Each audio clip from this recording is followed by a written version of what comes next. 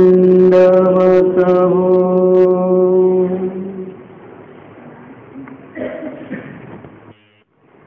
आजचं हे आपलं 6वं सत्र आहे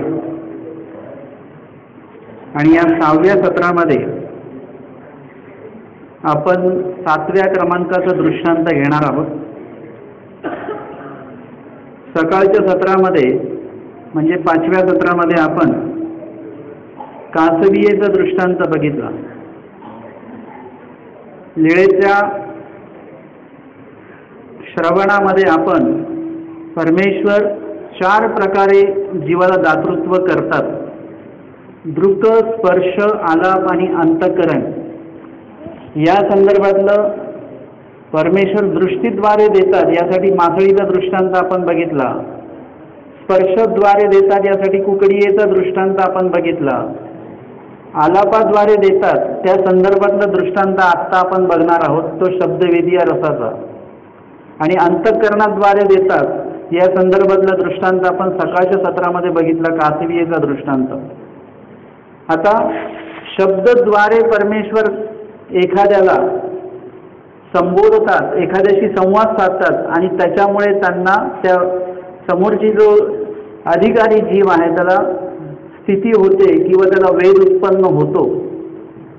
आणि आपण त्याच्यामध्ये बोधसुद्धा घेऊ शकतो, कारण की परमेश्वराच्या निरूपणामुळे बोधसुद्धा होऊ शकतो.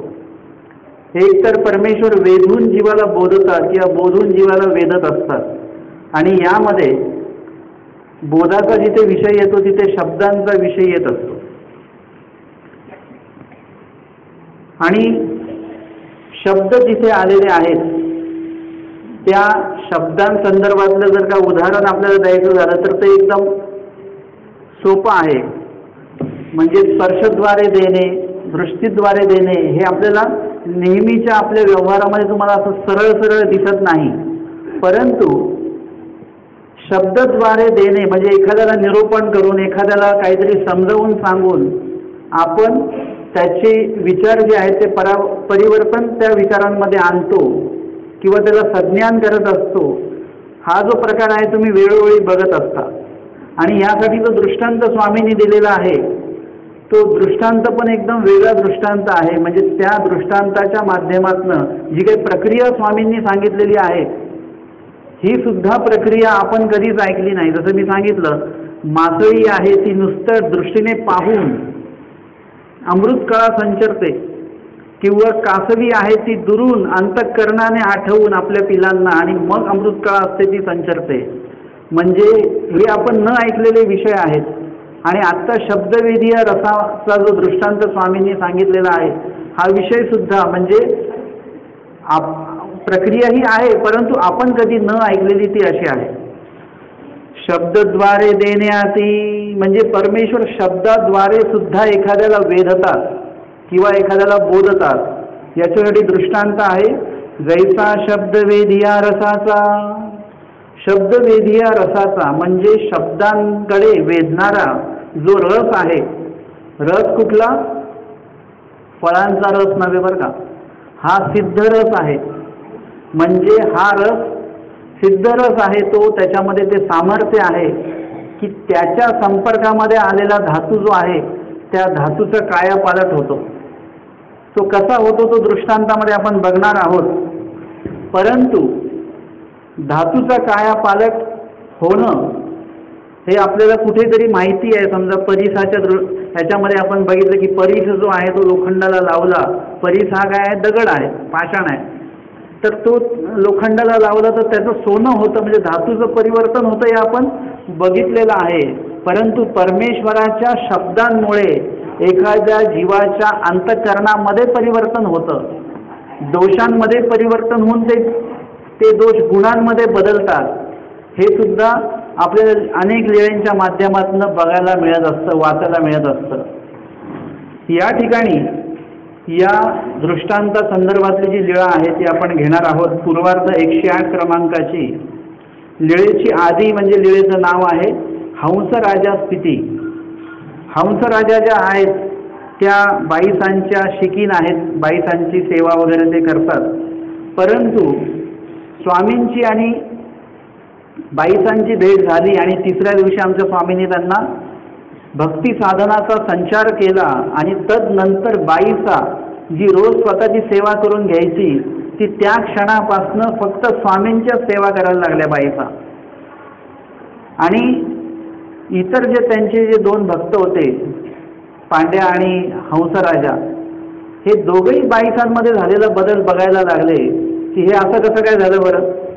बाईसा ज्या आहेत या बाईसा या आपल्या मार्गातल्या श्रेष्ठ आहेत आणि अशा या बाईसा आता कुणाकडनं सेवा आपल्याकडनं रोज सेवा करून घ्यायच्या, आपण यांना गुरु मानायचो, आपण यांची सेवा करायचो आणि एकाएकी हा बदल काय झाला, हे कोण कुठले महात्मे आले आणि बाईसा यांची सेवा करायला लागल्या.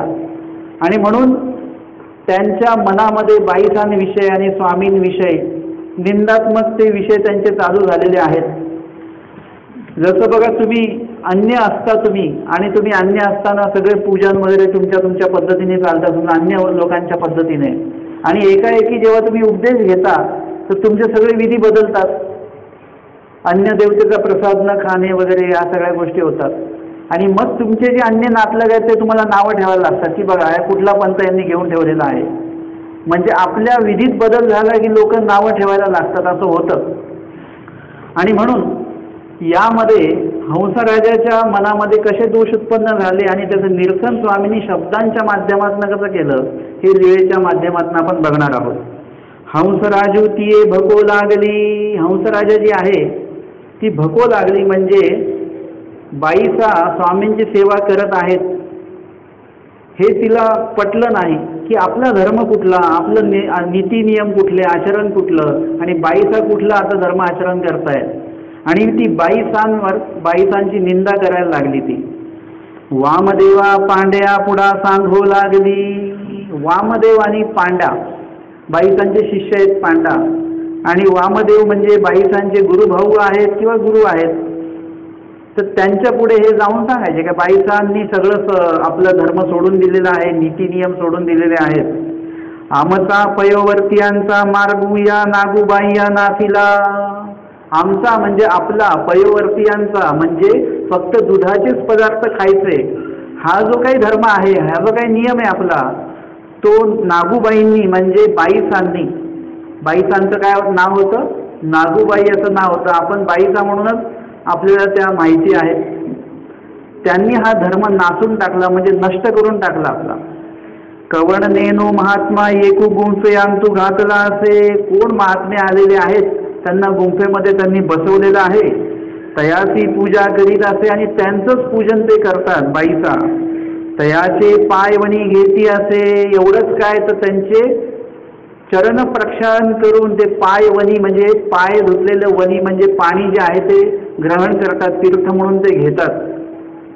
तयाचे उचिष्ट घेती असे आणि त्यांचं उचिष्ट प्रसाद, भोजनामध्ये जो काही प्रसाद स्वामींनी ठेवलेला असेल तो प्रसाद, उचिष्ट प्रसाद त्यांचा ते घेतात म्हणजे उष्ट खातात त्यांचं. ऐसे नीच भको लागली आणि नेहमी नेहमी नेहमी नेहमी बाईसांची निंदा ते करायला लागले. मग एक दिवशी बाईसी म्हटले, बाईसांना ऐकू जाईल अशा शब्दात ते बाईसांची निंदा करत होते किंवा बाईसांविषयी वाईट वाईट ते बोलत होते. आणि बाईसांना ऐकायला यायचं पण बाईसा काही त्यांना बोलत नव्हत्या. आपली जर का कोणी निंदा करत असेल कधी, जेव्हा आपण एखादं चांगलं कार्य करतो आहोत, आपला जो विधी आहे तो ईश्वरोक्त विधी आहे, तो कुठेही चुकत नाही आहे. आता हा विधी करत असताना अनेक लोक तुम्हाला नावं ठेवू शकतात बरं का. म्हणजे शाळेमध्ये एखादा मुलगा जर का अभ्यासू असेल, तो अभ्यास करणारा असेल, पहिला नंबर काढणारा असेल, तर त्याला बाकीचे जे मुलं आहेत त्याला नावं ठेवतात. तुम्ही जर का स्मरण करणारे असाल आणि बाकीचे अन्य वार्ता बडबड करणारे असाल तर ते अन्य वार्ता करणारे स्मरण करणाऱ्यांना नावं ठेवतात की आले मोठे स्मरण आहे, लगेच त्यांना देव भेटणारे लगेच. म्हणजे काय आहे, एखादी व्यक्ती चांगलं कार्य करते आहे म्हणजे त्याला चांगलंच प्रतिक्रिया मिळेल असं नाही आहे बरं का. चांगल्या प्रतिक्रियाही मिळतील पण त्या कमी मिळतील, वाईट प्रतिक्रिया सुद्धा मिळतील त्याच्यामध्ये. परंतु वाईट प्रतिक्रिया जरी भेटली तरी तुम्ही त्यांना उत्तर देत बसायचं नाही. आपण काय करत असतो की आपण निंदकांना उत्तर देण्याच्या भानगडीत पडतो आणि आपली मनस्थिती आपण तिथे घालून बसतो, आपली स्वस्थता तिथे जाते. आपण काय केलं पाहिजे? आपण सकळही ही भोगे निमानावे की सहन करता आलं पाहिजे आपल्याला. किंवा सहन जर का केलं तर काय होईल? तुम्हाला आजार उत्पन्न होऊ शकतो बरं का. सहन नाही करायचं. म्हणजे सुरुवातीला थोडं थोडं सहन करा तुम्ही, परंतु एक सवय अशी लावून घ्या की त्याकडे लक्षच द्यायचं नाही. तुम्ही एखादा पदार्थ गोड बनवलेला आहे, ते बोलतात ना नावडतीचं मीठ अळणी म्हणतात ना. तुम्ही मीठ व्यवस्थित टाकलेलं आहे, तुम्ही गोड व्यवस्थित केलेलं आहे, परंतु समोरचा व्यक्ती म्हणतोय की हे फिक्क आहे, हे काही बरोबर बनलं नाही आहे. परंतु 10 लोक म्हणतायत की हे चांगलं बनलेलं आहे, पण एकच माणूस आहे तो म्हणतो हे बरोबर बनलेलं नाही आहे. आपल्याला 10 लोकांची प्रतिक्रिया लक्षातच राहत नाही, आपल्याला एकाच माणसाची प्रतिक्रिया लक्षात राहते. 10 जण आपली स्तुती करतात तिकडे आपण लक्षच देत नाही, त्याचा आनंद आपण घेत नाही. पण एक माणूस वाईट बोलतोय त्याच्या दुःखामध्ये आपण असतो आणि याच्यामुळे तुम्हाला काही आजार पण होऊ शकतात. ॲसिडिटी असेल, थायरॉइड असेल, या गोष्टी कशामुळे होतात माहिती आहे का? याच्यामुळे होतात की तुम्ही खूपच सहन करताय, मनात ठेवताय. असं नका करू, त्याकडे तुम्हाला लक्ष द्यायचं नाहीये. तुम्हाला माहिती आहे तुम्ही साखर बरोबर टाकलेली आहे, समोरचा माणूस किती म्हटलं हे ठीक आहे, अजिबात साखर नाही, तुम्ही लक्ष द्यायचं नाही. तुम्ही तुमचं कार्य बरोबर करत आहात, तुम्ही स्मरण करत आहात आणि लोक तुम्हाला निंदा तुमची करत असेल, नावं ठेवत असतील, लक्ष देऊ नका. तुम्हाला माहिती आहे की तुमचा जो काही विधी आहे तो तुमच्यात आणि देवात आहे, तुमच्यात आणि लोकांमध्ये तो विधी नाही आहे. तुम्ही देवाकडे जो प्रायश्चित करता ते तुमच्यात आणि देवामधला जो प्रायश्चिताचा विधी आहे, त्याचा इतर लोकांशी त्यांना काही म्हणजे तिकडे आपण लक्ष द्यायचं नाही त्याकडे. आणि जर का तुम्हाला सांगायचंच झालं तर कोणाला सांगायचं? आपण देवाला आपण सांगू शकतो. बाईसांनी हेच अवलंबन केलेलं आहे. बाईसांनी एका शब्दाने सुद्धा हंसराजाला असं म्हटलं नाही की तू असं का बोलतेस. बाईचा शांत आहे, बोलू द्या, तिला काय बोलायचं ते बोलू द्या, परंतु मी जे कार्य करते ते उत्तम आहे, ते कुठेही चुकीचं नाही आहे, हे बाईसांना माहिती होतं. आणि एक दिवस बाईसांनी न राहून स्वामींना सांगितलं की बाबा ये हंसबाईसी काही कीजो का, हंसूबाईसी काही कीजो का. म्हणजे या हंसबाईसांना काही सांगा बरं. हे काही म्हणिये व्यापार करून लगे. म्हणजे मी जर का आपली काही सेवा वगैरे करायला जाते आहे, काही स्वयंपाक असेल, काही अजून काही सेवा असेल, तर मी हिला जर का सांगितलं हे इथे बसायला आसन टाक किंवा स्वामींच्या भोजनासाठी ताट जे आहे ते स्वच्छ करून आण की स्वयंपाक बनवायसाठी आमची आमची मदत कर, तरी ही म्हणिये व्यापारू करून लगे. म्हणजे मी सांगितलेली सेवा ही अजिबात करत नाही. आधी ऐकायची पण आता ती ऐकत नाही. बघा, बाईचा जेव्हा स्वतःचं पूजन करून घेत होत्या, म्हणजे जी चुकीची गोष्ट ते करत होत्या किंवा स्वतःला ते अहंकाराने स्वतःला मोठं ते समजत होत्या, यांना ते शिष्य म्हणून जेव्हा ते हे करत होते तेव्हा त्यांना बाईस आवडत होत्या, तेव्हा बाईसांची सेवा करायला आवडत होती. परंतु जेव्हा बाईस आता यथार्थ पूजन करतायत, कुणाचं? परमेश्वराचं पूजन करतायत, आता त्यांना बाईस आवडत नाही. म्हणजे तुम्ही जेव्हा जीव देवता प्रपंचापैकीचा विधी करत असता तेव्हा लोकांना तुम्ही आवडता, पण तुम्ही जेव्हा देवाचा विधी करायला लागता तेव्हा तुम्ही लोकांना आवडालच असं नाही, लोक तुम्हाला नावं ठेवू शकतात. आणि म्हणून बाईसा म्हणतात की ही काहीच करत नाही, काही मदत करत नाही आणि पांड्यापाशी जाऊन काही बघत असते आणि आपली माझी निंदा सुद्धा ती करते पांड्याकडे जाऊन, वामदेवांकडे जाऊन. आणि मग यावर बाईसांना स्वामी एकही शब्दाने स्वामींनी बाईसांना काही उत्तर दिलं नाही. स्वामी पण उगेच राहिले, म्हणजे बोलले नाहीत, ऐकून घेतलं स्वामींनी. मग एक दिवशी गोस्वाम्यांशी ओट्यावर आसन असे. एक दिवस आमच्या स्वामींना ओट्यावर आसन होतं, तेव्हा बाहेरील आकडून हंसराज गुंफेशी आली आणि बाहेरून हंसराजा जी आहे ती गुंफेच्या आतमध्ये आलेली आहे. तेव्हा सर्वज्ञ म्हणितले आणि स्वामींनी त्यांना बघितलं आणि स्वामींनी आता त्यांच्याशी संवाद साधलेला आहे. स्वामी त्यांच्याशी बोलले. श्रीमुखीचे शब्द जे आहेत ते तिच्या कानाच्या माध्यमातनं अंतकरणापर्यंत स्वामींनी ते पोहोचवलेले आहेत. स्वामी म्हणतात हंसराजा या, एवढंच म्हटलंय फक्त. काही लांबलचक एखादं वाक्य म्हटलं नाही, की एखादं तत्व सांगितलं नाही, एखादं वचन सांगितलं नाही, एखादं दृष्टांत सांगितलं नाही, काही बोलले नाही. फक्त स्वामी म्हणाले हंसराजा या एवढंच स्वामी म्हणाले आणि त्या स्थिती झाली. आणि एवढं फक्त शब्द तिच्या कानापर्यंत पोहोचले, अंतःकरणापर्यंत पोहोचले आणि तिला लगेच स्थिती झाली, आनंद झाला आणि ती प्रतिकूल जी होती ती अनुकूल झाली, सुख झाले, म्हणजे तिला बरं वाटलं एकदम. सर्वज्ञ बाईचा ते म्हटले, बाई कवणा एका महात्म्याची आधारी येसी शब्द वेद्या रसू असे. आणि स्वामींनी जे काही संवाद तिच्याशी केला, स्वामी फक्त या हंसराजा असं जे काही स्वामी बोलले आणि यामुळे काय झालं की हंसराजाच्या त्या वर्तनामध्ये प्रतिकूलतेमध्ये बदल झाला, ते अनुकूल झाल्या आणि त्यांचं ते अनुकूल वर्तन बघून बाईसाही सुखावल्या असतील. आणि मग बाईसांना स्वामींनी दृष्टांत सांगितला की बघा कसं शब्दांच्या माध्यमातून सुद्धा एखादा जीव आमच्याकडे वेधल्या जातो, प्रतिकूल असेल तर तो अनुकूल होतो.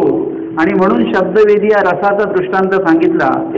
कवणा एका महात्म्याची आधारी येसी, कवण एक महात्म्य आहेत, कुणीतरी एक आहेत, त्यांच्या आधारी येसी म्हणजे त्यांच्याकडे जी काही झोळी आहे ते खांद्याला ती अडकवतात, त्या झोळीमध्ये आधारी येसी म्हणजे त्या झोळीमध्ये शब्दवेधीय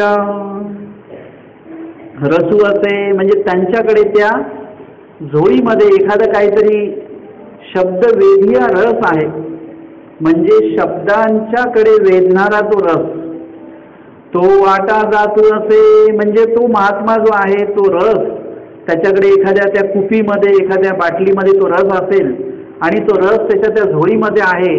रस्त्याने जेव्हा हा महात्मा जो आहे हा जेव्हा चालत असतो, पुढच्या गावाला जात असतो आणि अशा वेळेस काय होतं, रात्री नगरांत तोवे तांबे घडत असे, रात्रीची वेळ आहे आणि शांतता असते आणि मग त्यावेळी इतर कुठलेही आवाज नसतात. दिवसाच्या काळामध्ये बघितलात तुम्ही तर अनेक आवाज येतात गाड्यांचे वगैरे इकडे तिकडे, परंतु रात्रीच्या काळामध्ये बाकीचे कुठलेही आवाज नसतात, सगळे आवाज ठप्प झालेले असतात. मग अशा वेळेस नेमकं काय असते की कुठल्या तरी एका ठिकाणी रात्री नगरांत, नगरात म्हणजे त्या गावामध्ये तोवे तांबे घडत असे, म्हणजे तो तांबे जे आहे ते तांबे तापवून म्हणा वगैरे त्याचे काहीतरी वस्तू घडवल्या जात आहेत आणि ते घडवत असताना ते जे काही तो धातू आहे, तांबे धातू जो आहे तो ठोकल्या जातोय हातोडीने म्हणा वगैरे कशाने, आणि त्याला विशिष्ट आकार दिला जात असेल. आता तो जे काही हातोडीने ते जे ठोकल्या जात आहे ते धातू, त्या धातूचा आवाज जो आहे तो आवाज आपल्याला ऐकू येतो, आपल्या कानापर्यंत तो आवाज येतो, कानाच्या पडद्याला तो आवाज स्पर्श करतो. तसंच तो जो आवाज आहे त्या धातूतनं निघणारा जो आवाज आहे तो तिथून निघून त्या शब्द वेधीया जो रस आहे त्या शब्द वेधीया त्या रसापर्यंत तो आवाज जातो. रसा ते स्पर्शोनी शब्दू ये, आणि त्या रसाला स्पर्शून परत तो शब्द कुठे विलीन होतो, तो आवाज कुठे विलीन होतो, त्या भांड्यातनं निघताना तो त्या धातूतनं निघणारा जो आवाज आहे तो आवाज त्या शब्दाला शब्दवेधी या रसाला स्पर्श करतो आणि त्या रसाला स्पर्श करून परत त्या धातूमध्ये तो आवाज विलीन होतो. आणि मग तेथची विलिया जाय, त्या धातूमध्ये परत तो आवाज जो आहे तो विलीन होतो. मगाशी जो आवाज गेलेला आहे त्या रसाकडे तो नुसता आवाज आहे, परंतु आत्ता जो परत आवाज येतो आहे तो आता आवाज कसा आहे, त्या शब्दवेधी या रसाला स्पर्शून आलेला आवाज आहे, म्हणजे तो आता आवाज कसा आहे, सिद्ध आवाज झालेला आहे तो. आणि मग तो शब्द, तो भांड्यांचा आवाज परत जेव्हा त्या धातूमध्ये विलीन होतो तेव्हा काय होतं, तोवे तांबे असे ते सोने होय, त्या धातूचं काय होऊन जातं, सोनं होऊन जातं. म्हणजे तो शब्दवेधी रस जर का असा ठेवला आणि जर का तुम्ही एक एक धातूचा जर का आवाज जर का केला आणि तो धातूचा आवाज त्या रसापर्यंत पोचला आणि परत त्या धातूमध्ये विलीन झाला तर त्या धातूचं काय होईल, सोन्यात रूपांतर होईल. ऐकलंय कधी तुम्ही हा रस? परिसाबद्दल तुम्ही ऐकलेलं, पण या रसाबद्दल काही ऐकलेलं नाही आपण. तर मग ही माहिती आम्हाला स्वामींनी या दृष्टांताच्या माध्यमातून दिली की असे सुद्धा रस असतात. फुलंब्रीची जर का तुम्ही लीळा बघितली तर तिथे स्वामींचं अवस्थान झालं आणि स्वामींनी भक्तजनांना विचारलं की तुम्हाला माहिती का हा मठ कसा बांधून झालेला आहे. ते म्हणाले नाही, स्वामींनी सांगावं ही माहिती काय आहे ती. मग स्वामींनी सांगितलं की बाबा कोण एक महात्मे ते त्यांच्या प्रवासाच्या ह्याच्यातनं जात असताना या घरी ते एका घरी ते मुक्कामी थांबले आणि त्यांनी काय केलं, कुठून तरी पाणी भरून आणलेलं होतं आणि ती पाण्याची पिशवी त्यांनी एका खुटीला अडकवून दिली आणि त्या पिशवीतनं, ती कापडी पिशवी असणार आहे, त्याच्यातनं थेंब थेंब पाणी गळत होतं. मग त्या घरातल्या बाईनी काय केलं, एक तांब्याचं जे काही ताट आहे ते तिथे किंवा पितळेचं जे ताट असेल ते त्या पाण्यात ते थेंब थेंब गळत आहे तिथे ठेवून दिलं. ते जे महात्मे आहेत ते महात्मे आले, त्यांचं काही त्यांनी कार्य भोजन वगैरे केलं आणि ते आराम करत असतील म्हणा काही. आणि तेवढ्यामध्ये तिचा पती आला आणि त्या पतीला तिने भोजन आता ती देते आहे. नेमकं काय झालं की ते ताट जे आहे त्यांच्याकडे एखादंच ताट असावं म्हणा काय. आता तिने काय केलं, ते ताट घेतलं, दुसरं काहीतरी भांडं ठेवलं असेल आणि ते ताट आता तिने पतीला भोजन वाढण्यासाठी घेतलेलं आहे. आणि भोजन वाढलं, जेवायला दिलं आणि पतीने बघितलं की हे ताट कसलं आहे, आपल्याकडे तर पितळेचं ताट आहे. ती म्हणे हे ताट कुठून आणलं, ते म्हणे आपलंच ताट आहे. म्हणे हे आपलं ताट नाही, हे तर सोन्याचं ताट आहे म्हणे. हे ते म्हणे नाही नाही सोन्याचं नाही, हे तर पितळेचं ताट आहे. मग व्यवस्थितपणे बघितलं तर ते कसलं ताट होतं, सोन्याचं ताट होतं ते. ती म्हणे ताट तर आपलंच आहे, पितळेचं आहे आणि हे सोन्याचं कसं झालं. जगातली पहिली ती बाई असेल की जिला सोनं कळलं नाही, जिला सोनं ओळखता नाही आलं. नंतर बाया लगेच सोनं ओळखतात. याचं प्रमाण आलेलं आहे दृष्टांतामध्येच. कुठल्या दृष्टांतात, परिसाच्या दृष्टांतामध्ये आलंय, ज्याच्यामध्ये तो पूर्ण सकाळी ते सगळे धातू आपले शस्त्र घेऊन जातो, शेती साहित्य घेऊन जातो आणि कशानेच त्याचं काम होत नाही. सगळं ते त्याचे शस्त्र जे साहित्य सगळे वाकडे तिकडे होतात. त्याला असं वाटतं की बाबा ह्या महात्म्यांनी आपलं काय केलं, कुजांतर केलं, म्हणजे सगळं आपले हे साहित्य सगळं वाया गेले आता. आणि म्हणून तो आणून ते सगळं त्या अंगणामध्ये टाकतो आणि पत्नीला सांगतो की महात्म्याने आपले कुजांतर केले, आपल्या दरिद्र्याच्या मुळी इळा घातला.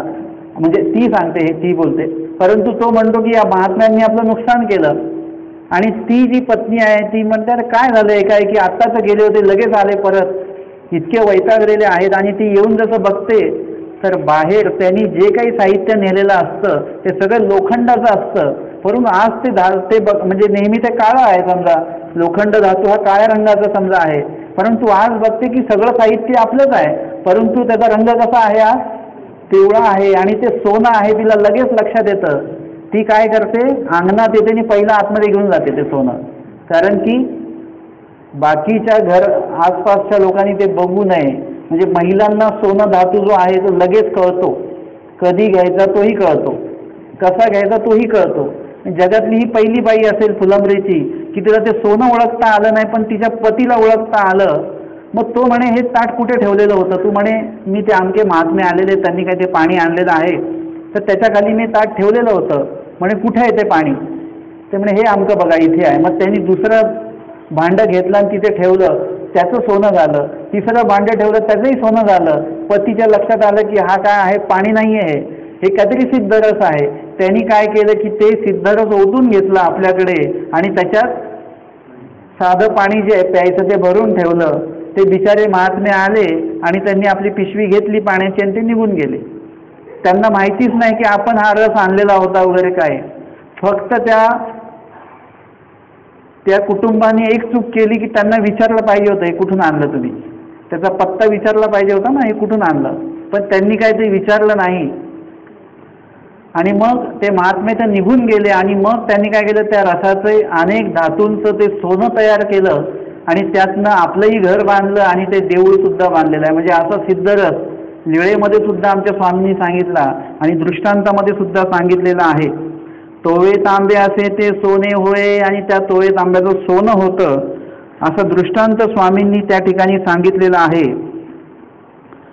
आणि मग हंसराजा स्थिती झाली, हंसराजांना स्थिती झाली. स्वामींनी जसं म्हटलं या हंसराजे हो, हंसराजांना स्थिती झाली.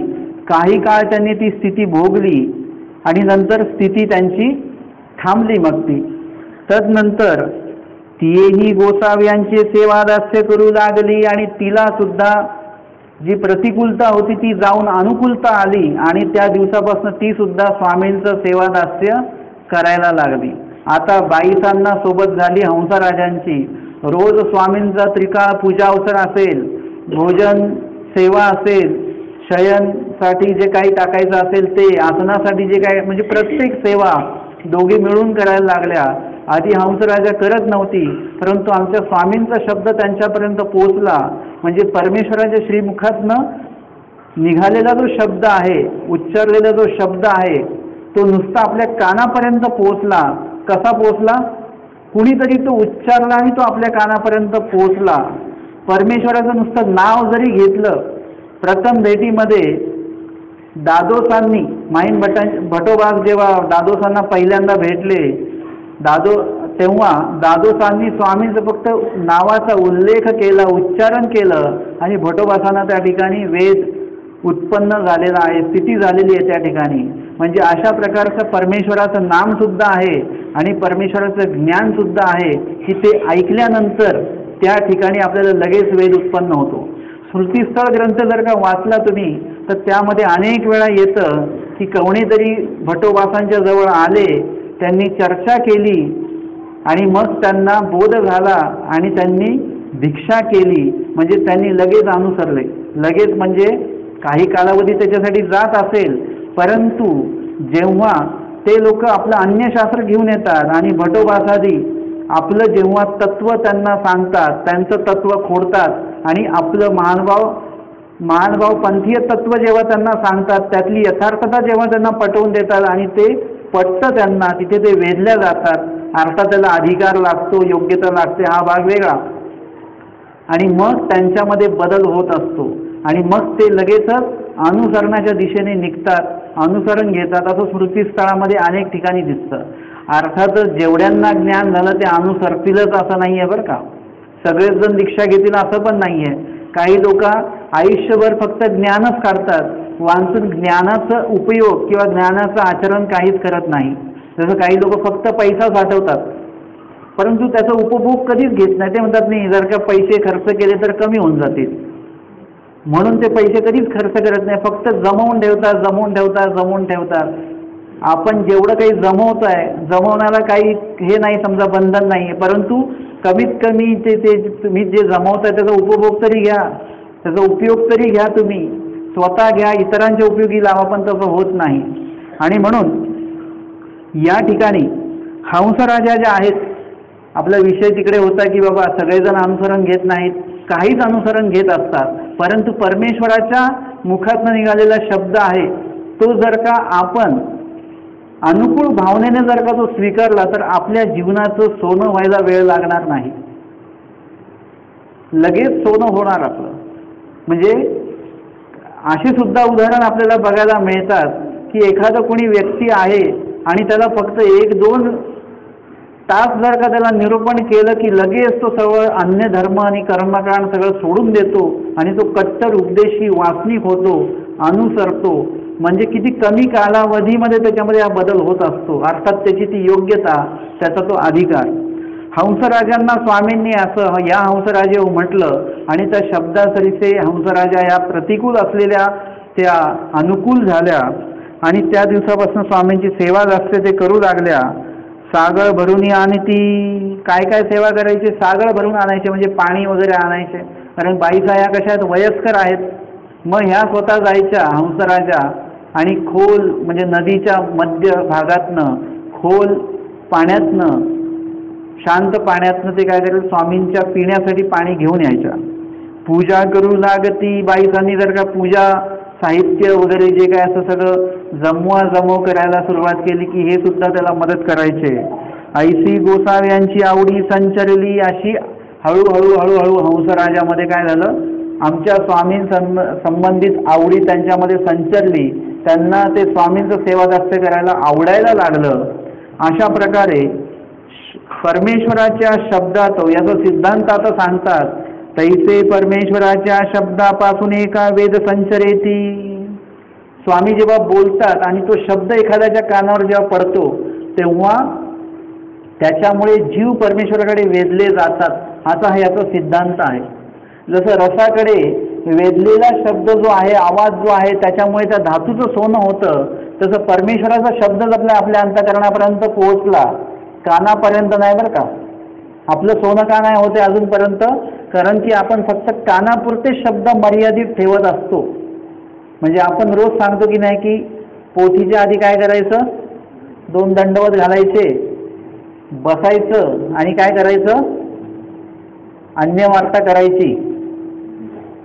हे सांगतोय ना मी 3 दिवसापासून की काय करायचं, अन्य वार्ता करायची.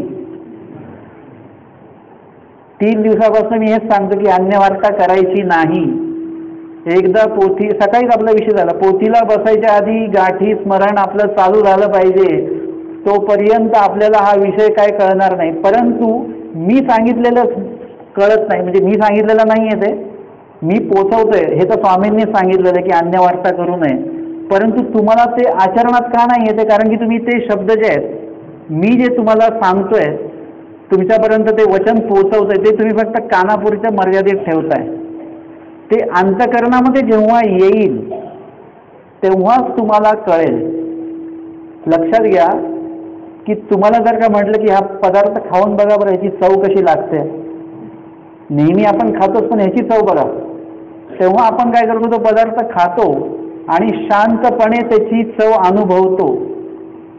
लक्षात घेतो की आपण जे आधी खाल्लेला हा पदार्थ त्याची चव आणि हा नवीन पदार्थ त्याची चव काहीतरी वेगळी, आणि ती वेगळीता काय आहे हे शोधण्यासाठी तुम्ही जर का बडबडत असाल तर तुम्हाला कधी समजणार नाही. तुम्हाला शांत राहावं लागतं, शांत व्हावं लागतं आणि अंतःकरणापर्यंत तो विषय तुम्हाला पोचवावा लागतो आणि मग तुम्हाला ते कळतं. तुम्हाला एखादं जर का काहीतरी महत्त्वाचं वाचायचं असेल तर तुम्हाला थोडंसं बाजूला जावं लागतं, एकांतात जावं लागतं, शांततेत ते वाचावं लागतं. तेव्हा तो शब्द अंतःकरणापर्यंत पोचतो आणि मगच ते कार्य होत असतं. आणि म्हणून परमेश्वरांनी स्वतः उच्चारण केलेला शब्द प्रत्यक्ष तिथे समोर जर का जीवाने ऐकलं तर त्याच्यामध्ये बदल होतोच.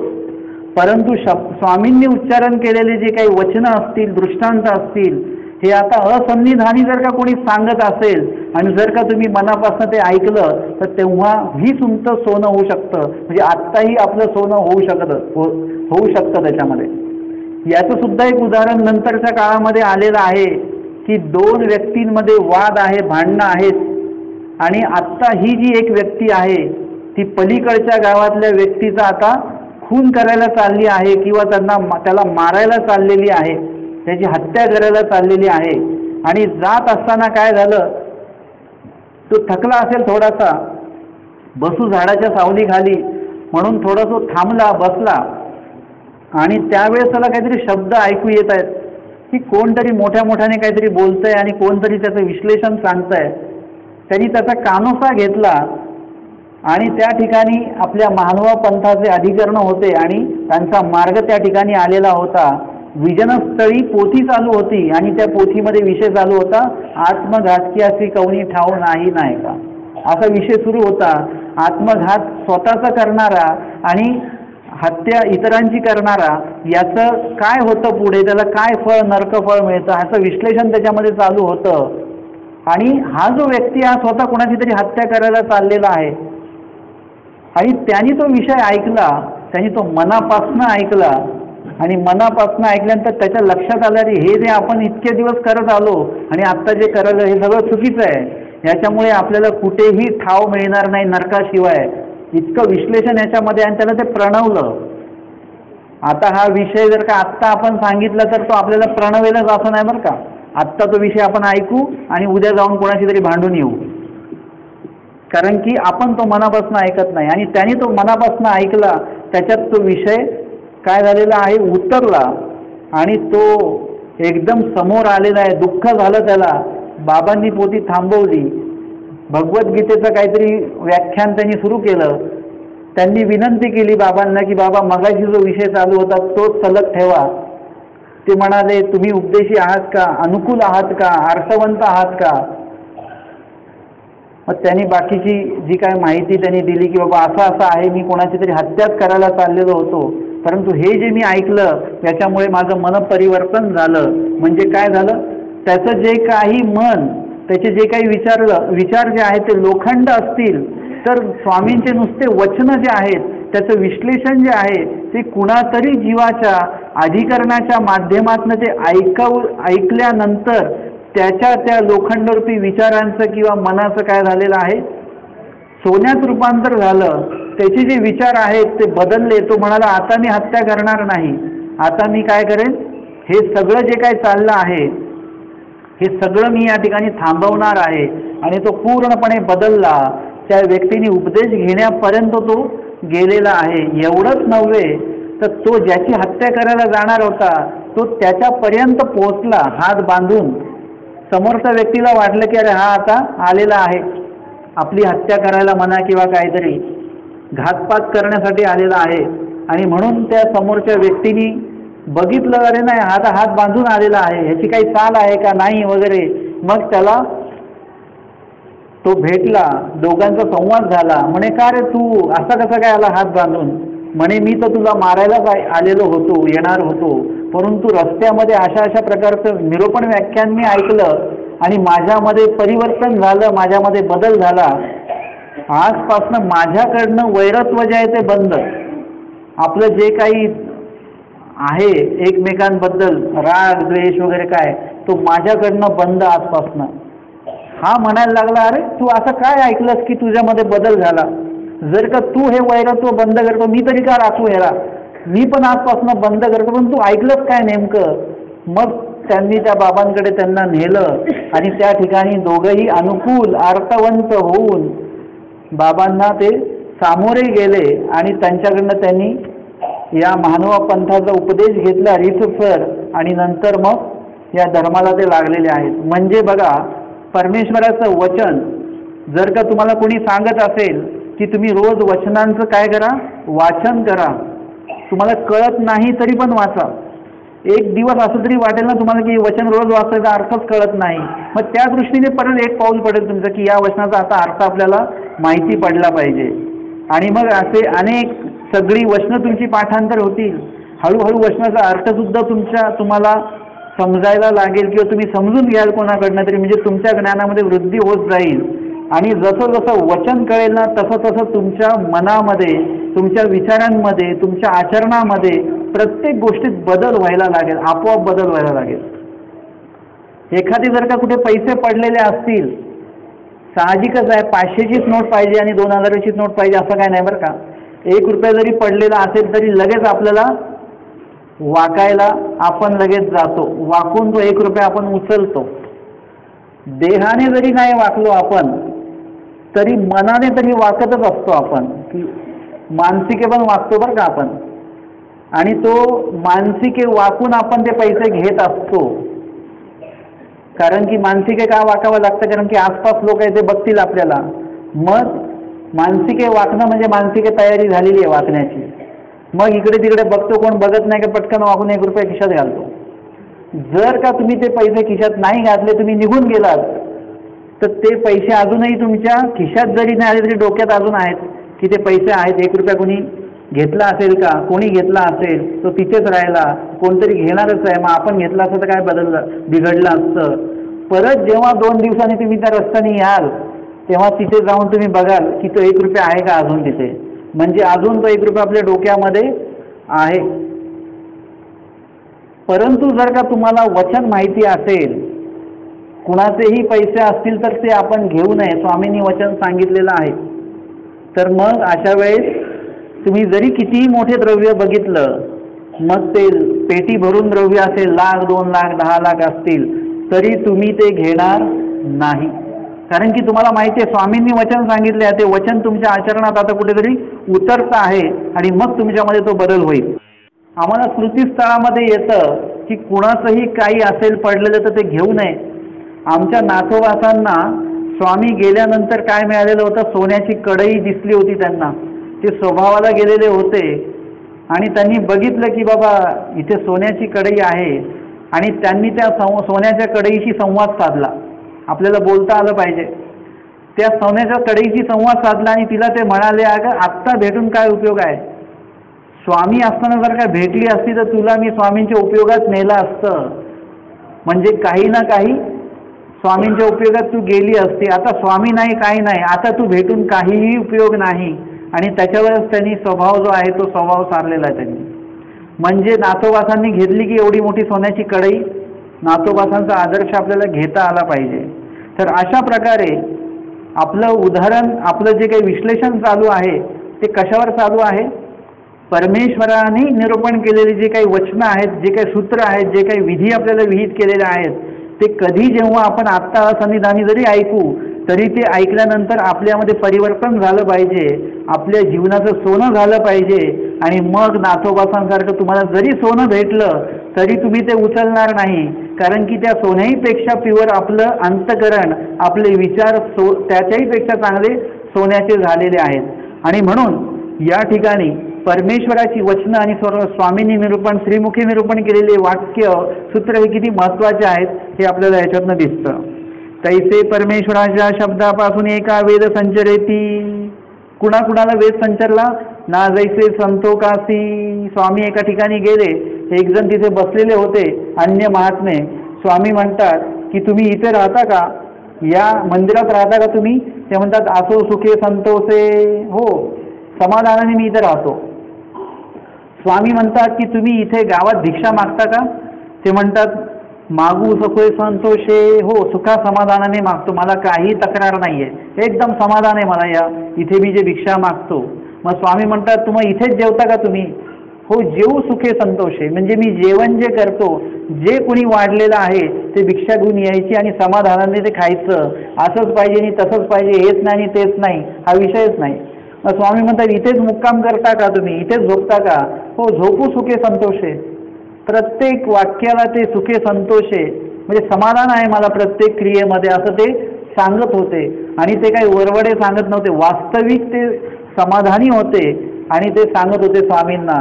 तर स्वामी म्हणतात अरे प्रत्येक क्रियेमध्ये तुम्हाला समाधान आहे, संतोष आहे, तर तुम्हा नाव संतोष म्हणा. म्हणजे तुमचं नाव तर काय असलं पाहिजे? संतोष असलं पाहिजे तुमचं नाव, असं स्वामींनी म्हटलं. आणि त्यांना स्थिती झाली, आनंद झाला स्वामींपासनं. पुढची लीळेचं उदाहरण देतात की विंजुगाच्या ब्राह्मणासी. विंजुगा म्हणजे नवगावच्या जवळ एक गाव आहे. तिथे स्वामी असताना एक ब्राह्मण त्या देवतेच्या पूजनासाठी आला. स्वामी त्यांना म्हणाले कांगा देवतेसी आले. देवतेचं पूजन करायला आलात का? असं स्वामी म्हणाले. आणि त्यांना वेद झाला, स्थिती झाली, आनंद त्यांनी उपभोगला. हंस राजासी ही लीळा आत्ताच आपण घेतली. आणि आवडळ भटासी. दवना पर्व सुरू आहे. दखले आणि चांगदेव भट सगळेजण आनंदात आहेत. सगळ्यांनी स्वामींना ते दवना वाहिलेला आहे. दखले चांगदेव भट एकदम उदास बसलेले आहेत.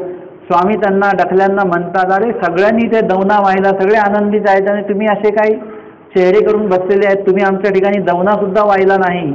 ते म्हणाले जी जी हे सगळे दैवाची भाग्याची आहेत की यांच्याकडे स्वामींना अर्पण करण्यासाठी वस्तू आहे, पदार्थ आहे, द्रव्य आहे, आमच्याकडे काहीच नाही. स्वामी म्हणतात बाईसांना यांना द्या बरं दवना वगैरे सगळं पूजन साहित्य द्या यांना. बाईसांनी त्यांना ते दिलं आणि स्वामी म्हटलं आता इथे पूजन करा. आणि मग स्वामींनी पूजन करून घेतलं त्यांच्याकडनं. तदनंतर आमच्या सगळेजण स्वामींच्या समोर बसलेले आहेत, स्वामी आसनावर विराजित आहेत. स्वामी ज्यांच्याकडे बघायचे त्यांना डखल्यांकडे स्वामींनी बघितलं, त्यांना वेद उत्पन्न झाला, स्थिती झाली. असं प्रत्येकाकडे स्वामी अवलोकन करायला लागले कृपादृष्टीने. आणि प्रत्येकाला आनंद स्थितीचा संचार व्हायला लागला. आणि असं होता होता तिथल्या सगळ्यांना आनंद झाला, आनंदाचा संचार झाला. परंतु एल्लम भट तिथे आहेत. ते बघतात की सगळेजण स्वामींनी दिलेल्या आनंदामध्ये मग्न आहेत, परंतु मीच एकटा असा आहे की मला स्वामींच्यापासून आनंद जो काय व्हायला पाहिजे तो झाला नाही. म्हणजे कधी कधी असं असतं ना की सगळ्यांची वचनं पाठ आपली पाठच नाहीत. सगळ्यांचं स्मरणात एक चित्त लागतं, स्मरणाला बसलं की कुणी हालत नाही, काय नाही, एक खंड असं ते स्मरण करतात, अखंड असं स्मरण करतात आणि आपलं स्मरणच होत नाही. अनेक लोक लीळा वाचायला बसले की एकदम वाचून काढतात, आपल्याला सांगतात आज आम्ही एवढ्या लीळा वाचल्या, आपल्या लीळा वाचनच होत नाही. आपल्याला असं वाटतं हे लोक सगळे किती अधिकारी योग्यताकारक आहेत की यांना सगळे विधी साधल्या जातात, आपणच असे काही दगड आहोत की आपल्याकडे कुठलाही विधी साधल्या जात नाही. आवडळ भटांना असंच, एलम भटांना असंच वाटलं की सगळ्यांना स्वामींपासून आनंद झाला पण आपल्याला होत नाही, म्हणजे आपण अनधिकारी आहोत. आपण कसे आहोत ते स्वामींना म्हणतात, देवा सगळ्यांना स्थिती झाली पण मला झालीच नाही स्थिती. येतुक्या माझी मीच ऐकायचा अवडळू असे, म्हणजे अवडळ म्हणजे असा नाठाळ आहे, अनधिकारी आहे की मला स्वामींपासून वेदच झाला नाही. स्वामी म्हणतात ऐसे तरी तुम्हाला अवडळ भट म्हणा असं स्वामी म्हणतात. आणि ह्या वाक्याखेरीज त्यांना लगेच स्वामींपासून आनंद स्थिती होते. म्हणजे त्यांनी कुठेतरी दुःख व्यक्त केलं, खंत व्यक्त केली की मी असा अधिकारी नाहीये, मी असा अनधिकारी आहे. आणि त्या दुःखासारखी स्वामींपासून वेध होण्यासाठी त्यांना जे काही अडथळे असतील ते अडथळे त्याच्यात नासून गेले असतील. आणि पुढच्या वाक्यामध्ये स्वामींच्या श्रीमुखातनं निघालेल्या वाक्यामुळे लगेच त्यांना स्थिती झाली. अशा प्रकारे शब्दांपासनं परमेश्वराकडनं जीवाला वेध होतो. या संदर्भातला शब्दवेदिया रसाचा हा दृष्टांत आपण या ठिकाणी घेतलेला आहे. आजच्या या सत्रामध्ये आपण 7वा दृष्टांत आणि त्या संदर्भातली पूर्वार्ध 108 क्रमांकाची लीळा या ठिकाणी घेतलेली आहे. दंडवत हो